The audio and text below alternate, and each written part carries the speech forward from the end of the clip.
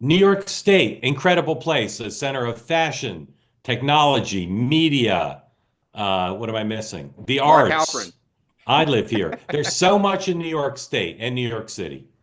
It is an embarrassment that our mayor is Mayor Adams and our governor is Governor Hochul. That is changing soon with election for mayor this year and election for governor next year. One of the people who thinking of running for mayor of New York City is Mike Lawler. I mean, for governor of New York State is Mike Lawler, a Republican who's appeared on two-way. Another Democrat, Richie Torres, also appeared on two-way and will be on two-way tonight, tomorrow evening. What do these two gentlemen have in common besides the fact that they're House members aspiring to run for governor of New York? They both had star turns in the media in the last news cycle. First, here is Congressman Lawler on some CNN show that's supposed to be funny. Typically, I don't believe it is, but this is funny. Roll tape. Donald Trump lives by one song. It was a Beach Boys hit back in the day. Aruba, Jamaica, Panama, I'm gonna take you. Bermuda, Bahama, Greenland, come home to your mama. Key Largo, Toronto, Trudeau, why don't we go? Off the Mediterranean Sea, there's a place called Gaza-Lago.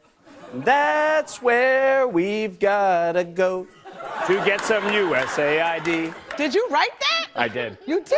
I'm supposed to prepare a song because, honey, We can freestyle. All right, that was Lawler. Now here is Richie Torres this morning on CNBC's fabled Squawk Box endorsing Andrew Cuomo, his ally, to be mayor of New York City, even though Cuomo hasn't even announced yet. Roll that.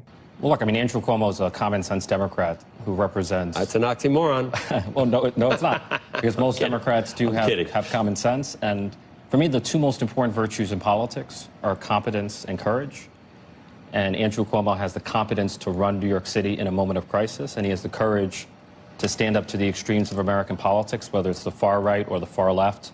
You know, there's a mayoral candidate who openly identifies with the Democratic Socialist of America, which celebrated the mass murder of Jews on October 7th.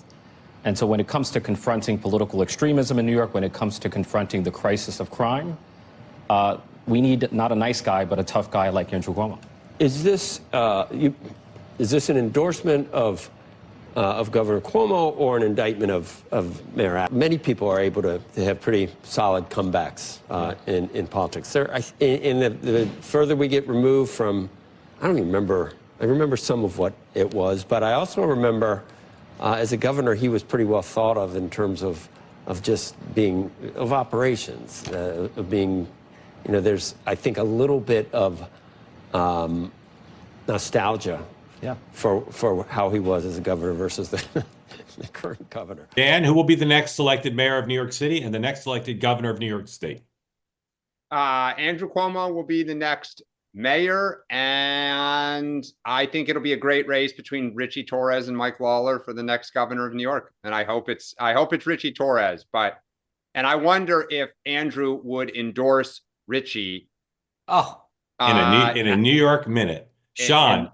Next mayor, next governor. It sounds like I'm a little out of my wheelhouse on New York politics, but I will tell you, everything that I can pick up sounds like Cuomo is pretty much a shoo-in to be the next mayor.